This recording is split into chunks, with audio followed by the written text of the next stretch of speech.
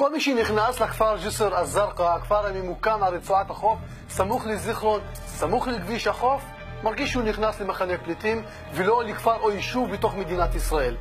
פשיעה משתוללת ברחובות, סמים, אין תשתיות, גברים מובטלים בבתי הקפה. מי אשם בזה? יכול להיות שאנחנו יכולים להאשים את האנשים, את האוכלוסייה המקומית. אני מאשים את המדינה, מאשים את הממשלה. הם הפקירו את התושבים של הכפר הזה. אחוזי האבטלה הכי גבוהים במדינה. זכאות לבגרות הכי נמוכים במדינה. מעמד סוציו-אקונומי הכי נמוך במדינה.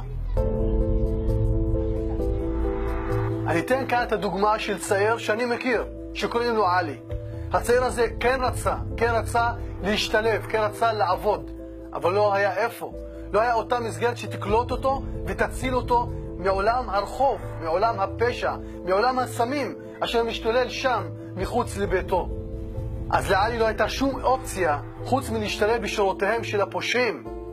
אין שום מסגרות שיכולות לקלוט את הצעירים, העולים, הדור החדש שרוצה לעשות את השינוי בכפר שלו.